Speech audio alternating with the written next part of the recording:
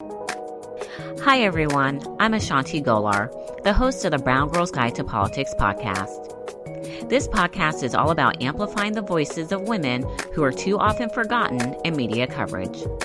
To listen to more episodes of this podcast, search for the Brown Girls Guide to Politics on Apple Podcasts, Spotify, or anywhere else you listen to podcasts. You can also find us on our website at thebgguide.com. This episode was produced as part of a 3-part series in honor of Native American Heritage Month and is featured here by Native Voice One, the Native American Radio Network. This episode, we will hear from Minnesota Lieutenant Governor Peggy Flanagan and Tashia Arnold with the Center for Native American Youth. Lieutenant Governor Flanagan is currently the only Native woman serving in statewide elected office. She got her start at the local level in the Minnesota State House, where she championed women and people of color. As Lieutenant Governor, she has continued her focus on ensuring that Minnesota's underserved populations are not left behind.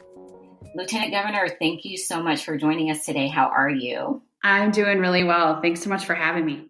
Wonderful. So I do want to dive right in. You served your career in the State House and then you ran for statewide office. I was one of those many people that watched your race in awe and just amazement at how fabulous you are. But when we look at the numbers, there are 91 women serving in statewide office across the U.S., and you're currently the only Native woman serving out of those 91. What are some of the barriers that you think we need to break to see more Native women in elected office? Well, I think one of the things that I want to emphasize is that Native women have been leading since time immemorial. Amen. And so Native women and Native Americans as a whole are far too underrepresented in local, state, and federal governments. But I think as we see the success of Congressman Sharice Davids, Congresswoman Deb Haaland, as well as more and more Native women who are running for office in historic numbers in this past election, and I think that's not a one-off. It's a trend into the future. I think mainstream society is just catching up to what we've always known, that our women are leaders, and we absolutely want to be at the table to make decisions that affect our own communities. And we know that when we have women represent at the table, things are different. And we see that under your administration in Minnesota. One of the things that I just saw is that the state held a 2-day government-to-government tribal relations training with all of your state agencies and the governor's office. And you commented, our administration has committed to strengthening relationships with all 11 tribal nations and our urban Indian communities in Minnesota. And I think this is a really good example on how states can forge better relationships with tribal nations. So what are some of the key lessons that came out of that training that you think other states can be utilizing? Well, I think one of the things that was really important to the governor and me was to make sure, that we are trying to become a model for the rest of the country and how we essentially build relationships that are government to government, honor treaty rights and tribal sovereignty. And this, frankly, isn't and shouldn't be seen as a new thing. We are simply doing what has been required of us for the last 150 plus years since Minnesota was a state. So, my hope is that as we are figuring this out, we, are working across agencies and figure out how to do this well. I think education about who we are, how our tribal governments function as sovereign nations, how they self-govern, and how they possess self-determination for federal government employees, all of these things, are incredibly important for non-Native people to understand that we are contemporary people, we still exist. And I think a big takeaway too, for a lot of the non-Native people who attended the training was acknowledging the generations of trauma, frankly, that have occurred with Native people, and that you can see some of the effects still to this day.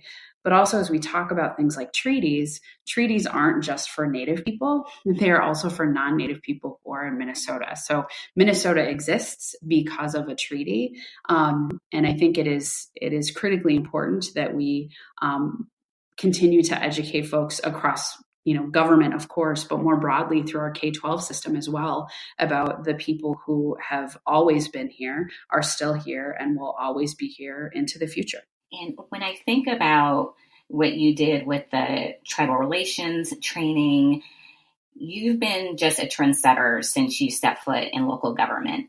And during your time in the State House, you helped create the People of Color and Indigenous Caucus, which focus on improving the education, health, and economic opportunities of people of color and Indigenous communities in Minnesota. And we all know, as Black and Brown people, Indigenous people, people of color, that these spaces are really important, but a lot of the times people will see them as divisive. So from your point of view, why is it important for us to create these spaces, especially when we have that seat at the table and the opportunity?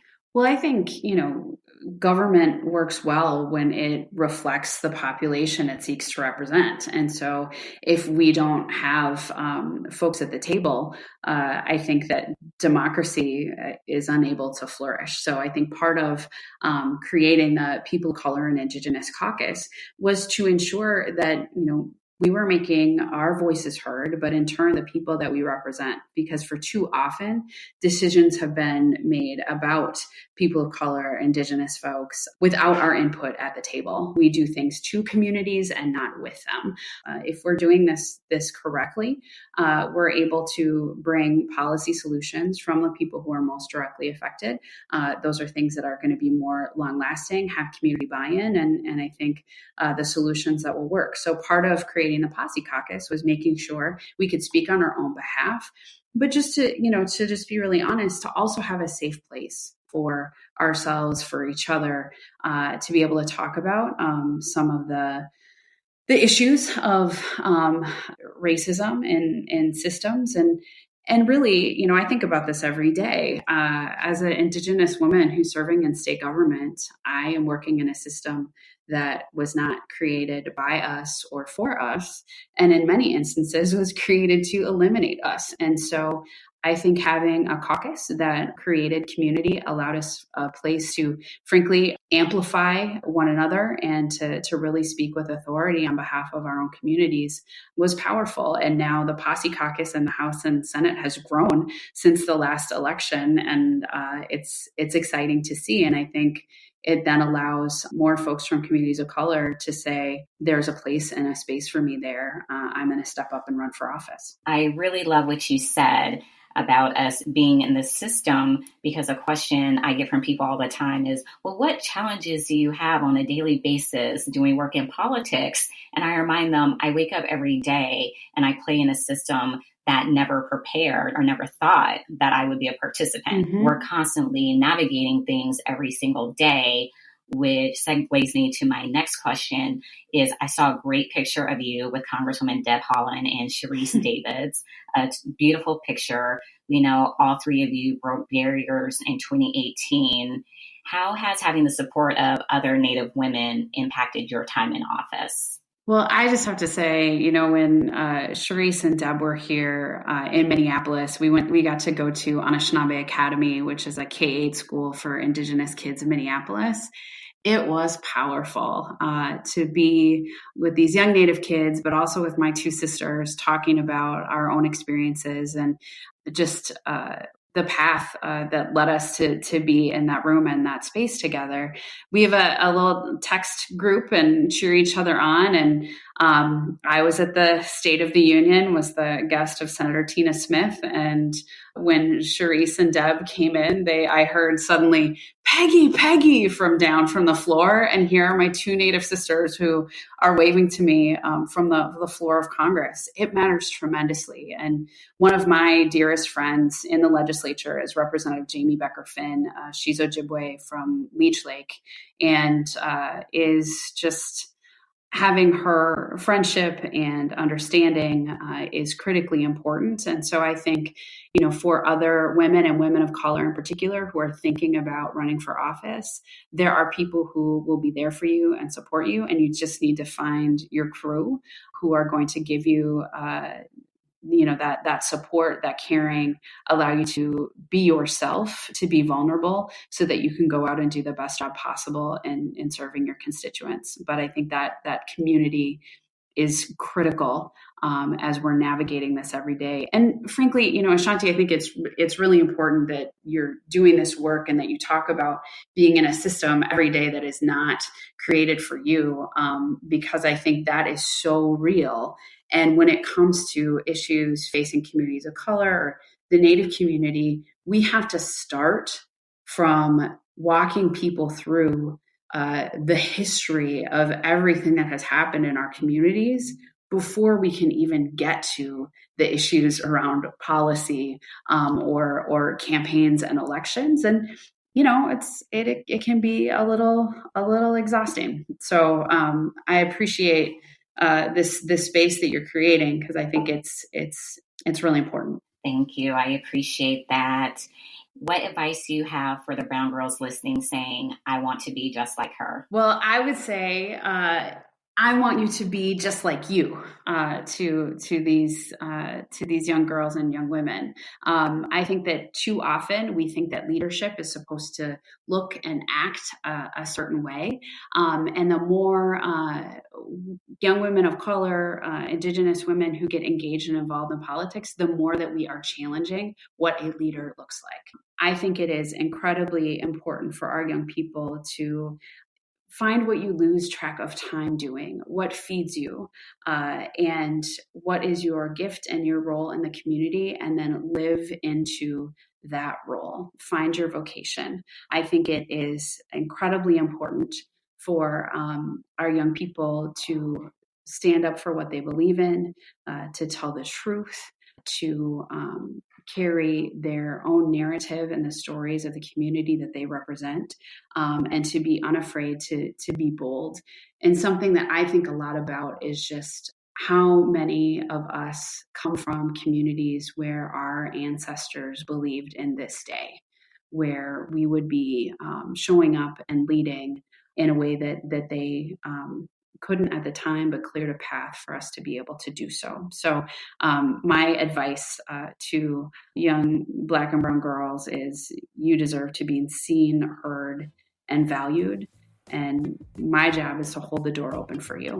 And we can't wait to see how you lead.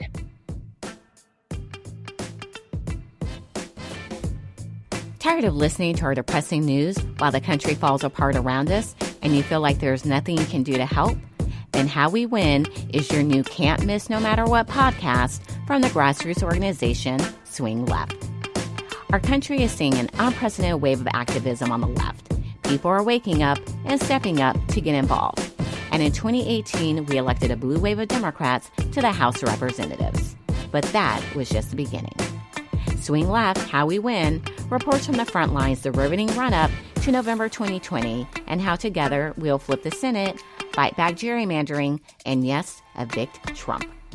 Every Wednesday on How We Win, co-hosts Steve Pearson and Mariah Craven talk to guests including Senator Chris Murphy, Cecile Richards, actress Katherine Hahn, Representative Karen Bass, and the founding members of March for Our Lives.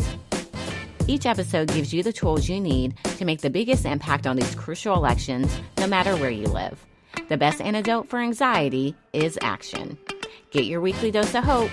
Subscribe now to Swing Left, How We Win on Apple, Spotify, wherever you get your pods, or at swingleft.org/podcast.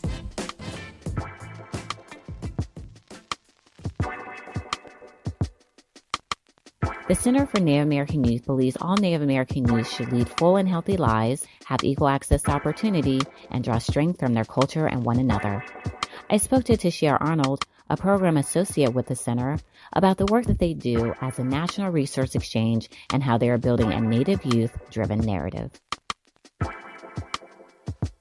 So let's dive right in. When did you discover your love of politics? So this is a fun question. I have been fortunate in the fact that I was able to join my general council, which is our tribe's annual voting process, basically, from a very young age. My parents saw importance in having me go while I couldn't really of course, vote until I was 18, I was able to at least see it firsthand.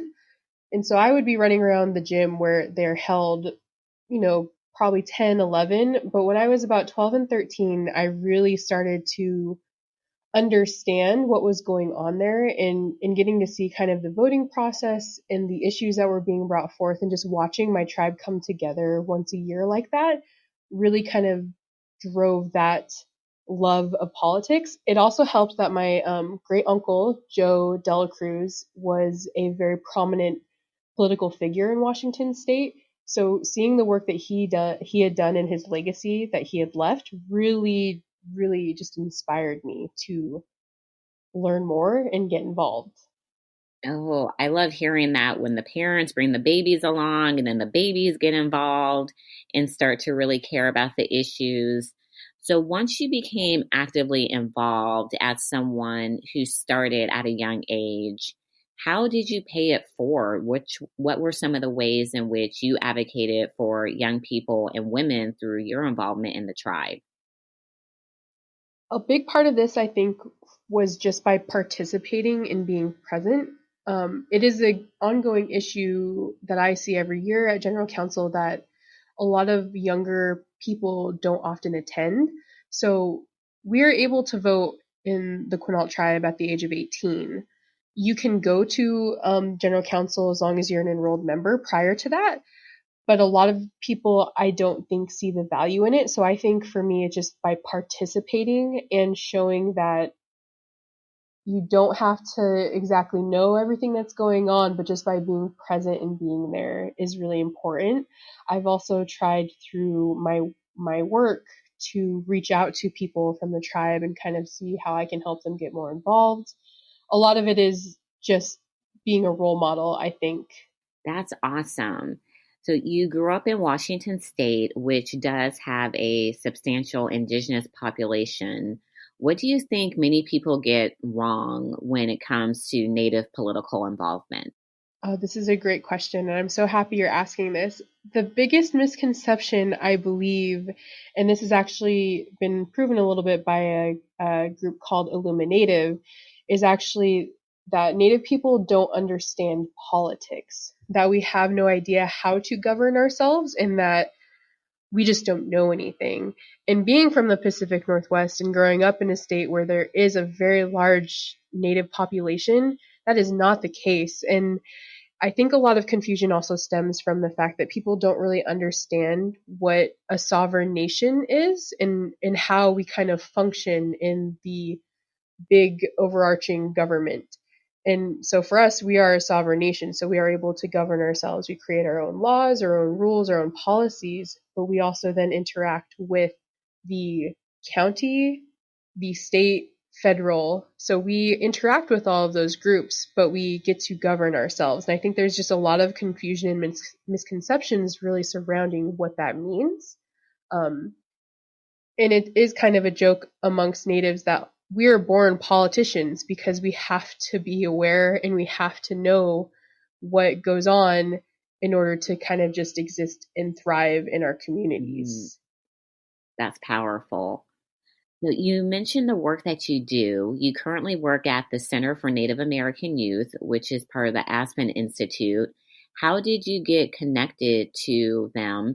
And tell us a little bit about the work that you do. Yeah, so this is actually kind of a funny story. My husband, my family, and I, we moved to Washington, D.C. about 4 years ago. And prior to that, I kind of was just a stay-at-home mom, and I really didn't have a lot of direction just yet. And I found this program at Clemson University, the Youth Development Leadership Program, and getting involved in that and getting enrolled and being accepted really kind of pushed me into the next phase of my career. And one of the first assignments we had was to go out and find an organization that we thought was cool, basically, and interview someone from there. And so I got my first job with CNAY by interviewing one of the previous employees, and she encouraged me to apply for the internship, and I have been here ever since, which is kind of hilarious and amazing. And I have grown, and it's been so just so much fun to kind of see where I started as a communications intern to now I'm a program associate here. And my main job now is I help to manage and run the Generation Indigenous Network, which was an initiative started by Obama in 2014, actually, meant to provide a platform for Native youth to elevate their voices, share their stories, and provide them opportunities and resources. And that is currently we have over 2,300 people in that network, and we're looking for ways to expand and do better engagement and outreach. We're just trying to evolve and keep it alive and make sure that people know about it and that they're involved. They know that they can get involved and they can always reach out to me. And I get to listen and take their stories and share them with the nation, which it's one of my favorite parts of what I do. That's great. And something I want to talk about a little bit more is you said you started as an intern and then you became an associate. We have so many young people who listen to the podcast who are doing internships and they want to know how they parlay that into a career.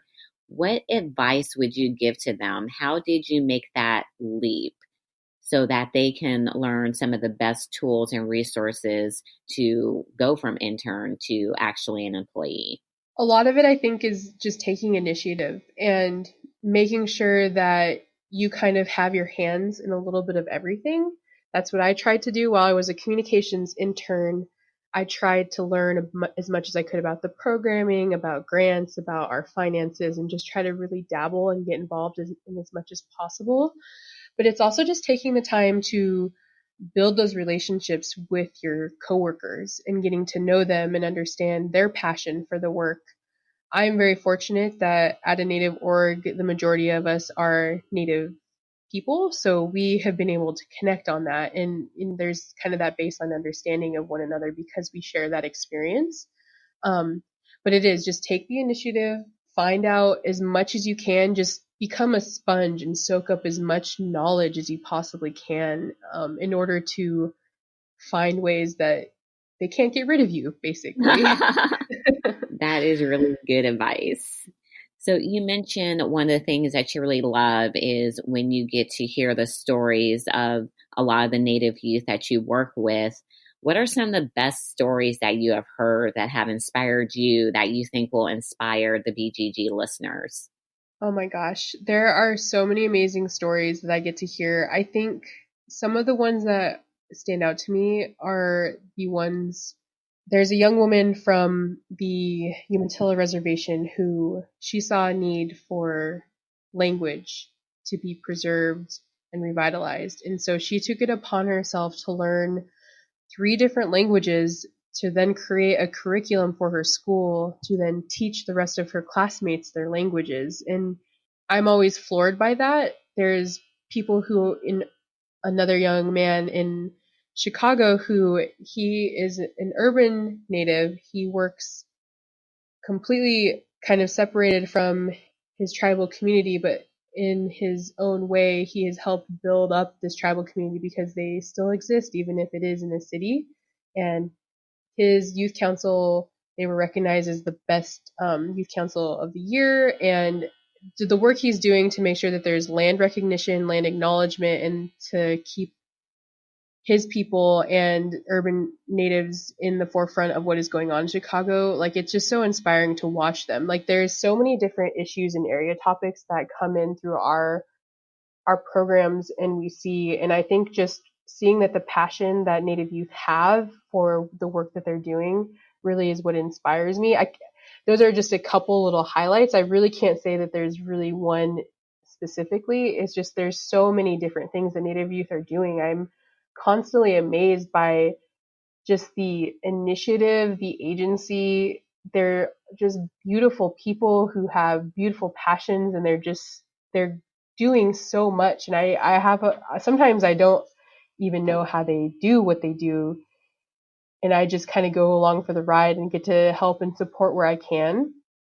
I know that was a really roundabout way to answer that question, but it's hard to pinpoint because there's just so much going on all the time. With 573 federally recognized tribes, we have a very large population. Native youth is actually one of the fastest growing populations in the country. So it's an exciting time to work with Native youth for sure. And for people who want to know more, who want to support your work, how could they get involved? The best way to get involved would be to first and foremost go visit our website, which is www.cnay.org. And when you go there, just look around and see what you can find. We have ways to get updates, so you can get updated on our events, our goings on, what Gen I is up to. Really, that's the first step. You can always email any of the staff with any questions, or you can email, if you just have a general question, cnayinfo@aspeninst.org. Those are the best ways to first get involved, is you kind of have to ask us questions and we figure out ways to either kind of match you up with a Native youth who's also interested in whatever area of expertise you're looking for. That's kind of a big part of my job as well. Great. So I do want to pivot back and talk a little bit more about Native political involvement. We are in the 2020 presidential election cycle. So many people are still saying it's coming. I'm like, no, we are in it. And this year we have seen a lot of focus on Indigenous issues, which I think is really great. You have several candidates who are rolling out very specific platforms and policies that relate to the Indigenous community. What role do you see Native youth playing in the 2020 presidential election cycle? It is a very exciting time for Native peoples, and I think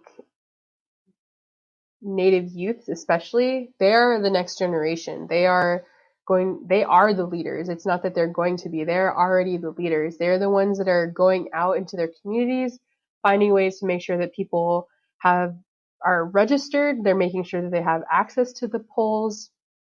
They are really doing the work to create that change, to have better policies surrounding Native people. I think a lot of what I see, a good majority of the youth that come through our doors, they are interested in policy and politics because they know that the only way to create long-lasting and sustainable change is for them to get into those positions of power, to find themselves at the table with others in order to bring Native issues to light. And they just continue to do that. They're breaking down barriers really to just get in the door. They're the ones who are going to continue to create that change because they understand the importance of Indigenous issues, but they also understand the importance to do the work to help decolonize healthcare, education, and politics overall. And for anyone who is listening, who is working on a presidential campaign, who is working on another campaign, what advice do you give them for engaging Native youth? The best advice, I think, is you have to reach out. I think a lot of people, they don't interact with Native people because they don't know how. I think for some reason they think we're standoffish or that Native people aren't approachable. But we are so ready to share our stories and our experiences because we know it is only going to help shed light on what goes on in Indian country. I think the first step you can take is to just reach out. Contact me, and I will connect you with a youth in your community, in your area, in your state who is very passionate about sharing their experience and getting their story to the forefront. So it's that finding ways to connect and build a community in those relationships. One final question for you, Tashia. It is a question I ask all of our guests on the BGG podcast. What advice do you have for the brown girls listening who are saying, I want to be just like her? To love yourself for who you are, because it's okay to be human. You're going to make mistakes. It's okay to not know exactly where you're going or what you want to do. And it's okay to find ways to do things in untraditional ways. Find the best way that works for you and just be true to yourself. I hope you enjoyed this episode, Brown Girls. Stay tuned for next week, where we will continue to highlight amazing women for Native American Heritage Month. Don't forget, you can stay up to date with us in between episodes on the BGG website, www.thebgguide.com, and on our social media, Facebook, Instagram, and Twitter at The BG Guide. Until next time, Brown Girls. Native Voice One, the Native American Radio Network.